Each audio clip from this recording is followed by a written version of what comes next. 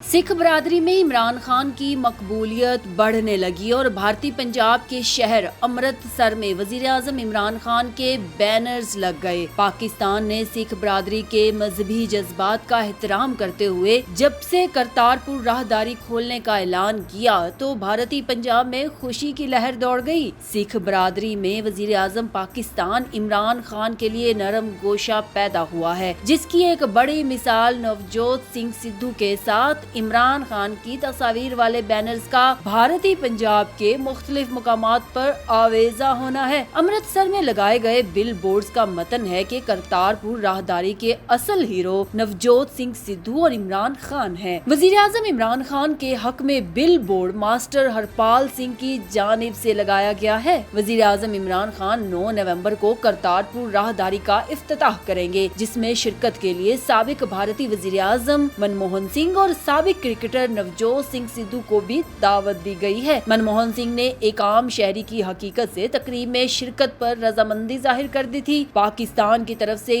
11 माह के कम अरसे के अंदर करतारपुर राहदारी मुकम्मल की गई और सिखों के लिए 4 एकड़ के गुरुद्वारे को 42 एकड़ तक वसी किया गया। गुरुद्वारे के गिर्द 800 एकड़ अराजी दरबार साहिब के लिए मुख्तस की गई है। इसके अलावा गुरुद्वारे से मुल्हिका 26 एकड़ पर बागात और 36 एकड़ पर फसलें उगाई जा रही हैं। गुरुद्वारा दरबार साहिब 1539 में कायम किया गया। लाहौर से तकरीबन 120 किलोमीटर की मुसाफत पर जिला नारोवाल में दरियाए रावी के किनारे एक बस्ती है जिसे करतारपुर कहा जाता है। नारोवाल शकरगढ़ रोड से कच्चे रास्ते पर उतरे तो गुरुद्वारा करतारपुर का सफेद गुंबद नजर आने लगता है। बाबा गुरु नानक ने वफात से कबल 18 बरस इस जगह कयाम किया और गुरु नानक का इंतकाल भी करतारपुर में इसी जगह पर हुआ। गुरु नानक महाराज ने अपनी जिंदगी के आखिरी अयाम यहीं बसर किए और उनकी समाधि और कब्र भी यहीं है। यही वजह है कि करतारपुर सिखों के लिए मुकद्दस मुकाम है।